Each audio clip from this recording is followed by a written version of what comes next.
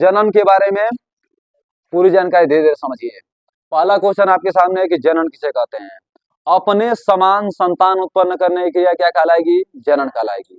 जनन की क्रिया दो प्रकार की होती है, पहला अलैंगिक जनन, दूसरा लैंगिक जनन।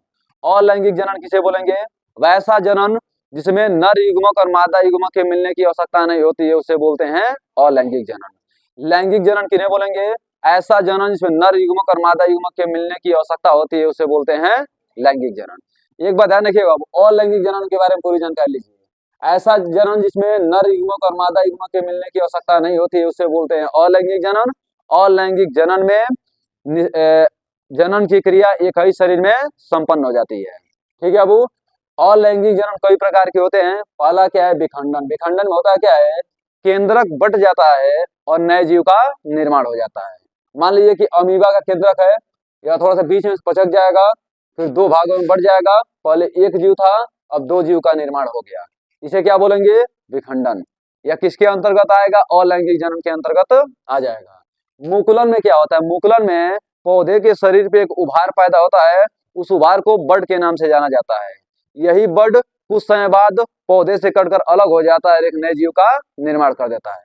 यह देखने को कहा हाइड्रा में देखने को मिलता है। मान लीजिए हाइड्रा है, यहाँ पे थोड़ा सा उभार पैदा होगा, उभार थोड़ा सा बड़ा होगा और अगले कंडीशन में यह कट के अलग हो जाएगा, या जैसे वैसे रहेगा।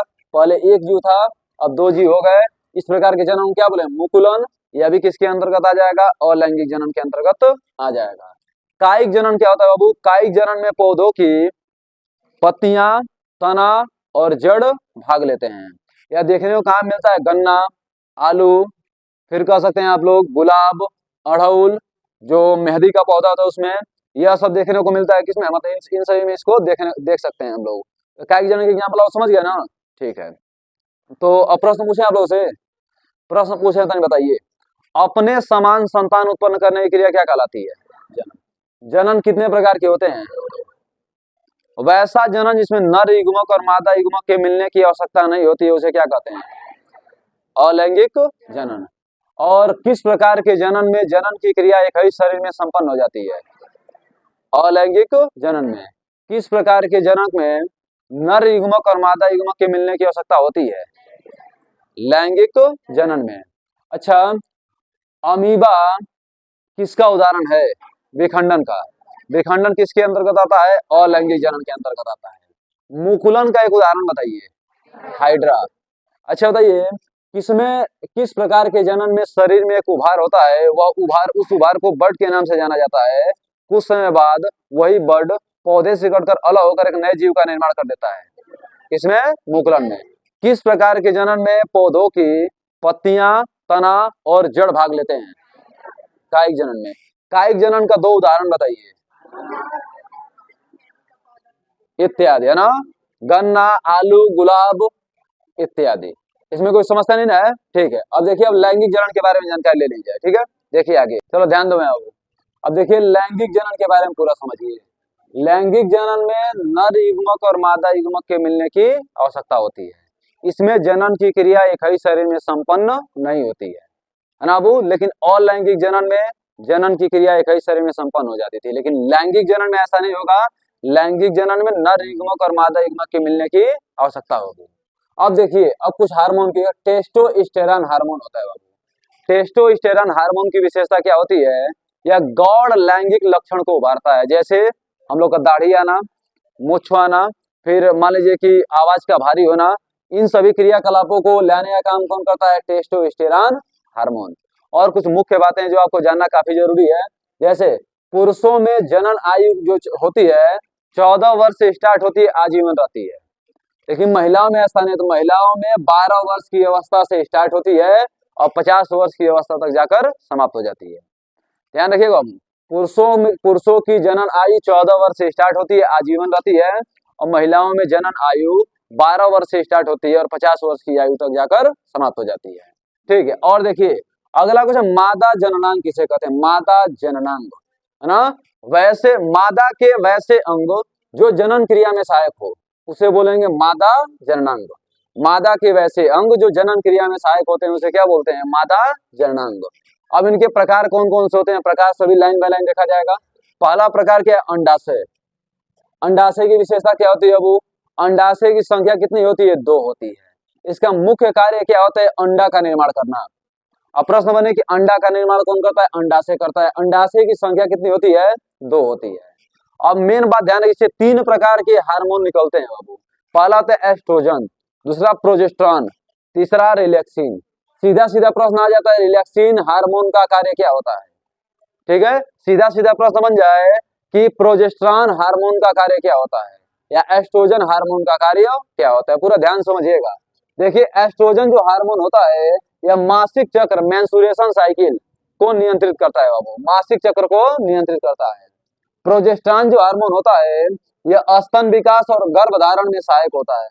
और रिलैक्सिन जो हार्मोन होता है यह प्रसव के समय, डिलीवरी के समय यूटेरस के मार्ग को चौड़ा कर देता है। ठीक है ना, तीनों के बारे में जान गए आप लोग बाबू। चलिए एक बार और रिवीजन कर रहा हूं, ध्यान से देख लीजिए, फिर इससे प्रश्न पूछूंगा, बताइएगा, फिर टॉपिक समाप्त हो जाएंगे, फिर इसके बाद वाले टॉपिक को देखा जाएगा। ध्यान दीजिए, बस 1 मिनट में पूरा पूरा रिवीजन। लैंगिक जनन, लैंगिक जनन में नर युग्मक और मादा युग्मक के मिलने की आवश्यकता होती है। टेस्टोस्टेरोन हार्मोन गौण लैंगिक लक्षण को उभारता है, जैसे दाढ़ी आना, मुछ आना, आवाज का भारी होना इत्यादि। पुरुषों की जनन आयु 14 वर्ष से स्टार्ट होती है, आजीवन रहती है। महिलाओं की जनन आयु 12 वर्ष की अवस्था से स्टार्ट होती है और 50 वर्ष की अवस्था में जाकर समाप्त हो जाती है। मादा जननांग, मादा के वैसे अंग जो जनन क्रिया में सहायक होते हैं मादा जननांग कहलाते हैं। फिर यह कितने प्रकार के होते हैं? प्रकार सब लाइन बाय लाइन देखने वाले हैं हम लोग। पहला प्रकार है अंडाशय। अंडाशय की संख्या 2 होती है। इसका कार्य क्या होता है? अंडा का निर्माण करना। फिर अंडाशय से 3 प्रकार के हार्मोन निकलते हैं। पहला क्या? Oestrogen hormone. एस्ट्रोजन हार्मोन मासिक चक्र को नियंत्रित करता है, मेंस्ट्रुएशन साइकिल को नियंत्रित करता है। प्रोजेस्टेरॉन हार्मोन्स स्तन विकास और गर्भधारण में सहायक होता है। और रिलैक्सिन हार्मोन प्रसव मतलब डिलीवरी के समय यूटेरस के मार्ग को चौड़ा कर देता है, अर्थात डिलीवरी में सहायक होता है। इसमें किसी कोई समस्या? कोई समस्या नहीं। प्रश्न पूछें आप लोगों से, प्रश्न पूछना, बताइए कौन सा हार्मोन मासिक चक्र को नियंत्रित करता है? Estrogen hormone. कौन सा हार्मोन स्तन विकास और गर्भधारण में सहायक होता है? Progesterone hormones. अच्छा, कौन सा हार्मोन डिलीवरी के समय यूटेरस के मार्ग को चौड़ा कर देता है?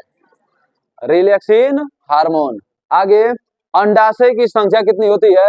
2 होती है। अंडाशय का कार्य क्या होता है? अंडा का निर्माण करना।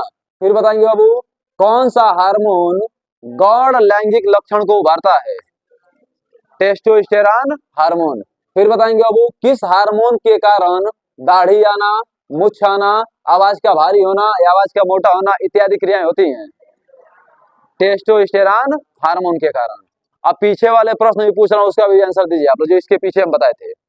प्रश्न ये है कि किस प्रकार का जनन एक ही शरीर में संपन्न हो जाता है? अलैंगिक जनन। मुकुलन का उदाहरण बताइए।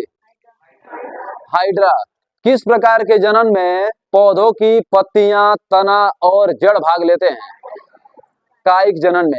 आलू जो उत्पन्न होता है किस प्रकार के जनन से? गन्ना उत्पन्न होता है। विखंडन का एक उदाहरण बताइए। अमीबा। फिर बताइए आप, किस प्रकार के जनन में केंद्रक कह सकते हैं कि केंद्रक में मतलब कोशिका में थोड़ा उभार होता है, मतलब फैलती है, फिर बीच में पचक जाती है, फिर 2 भागों में बढ़ जाती है, नए जीव का निर्माण कर देती है, विखंडन में।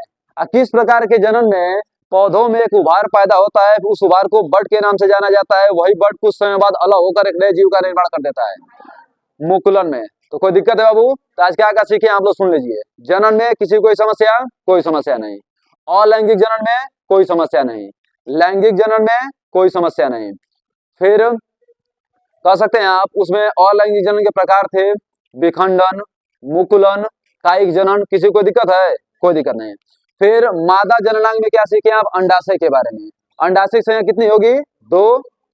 फिर कार्य क्या होगा? अंडा का निर्माण करना। इसे 3 प्रकार के जो हार्मोन निकलते हैं, जो काफी इंपॉर्टेंट है पेपर के, उसके बारे में जानकारी ले चुके हैं। इसके बाद वाला जो टॉपिक होगा, इसका दूसरा प्रकार, वह कल हम यहाँ से स्टार्ट करेंगे। ठीक है ना? इसमें कोई किसी को दिक्कत नहीं है? ठीक है, बस यहीं पर रन दिया जाए तो कल देखा जाएगा।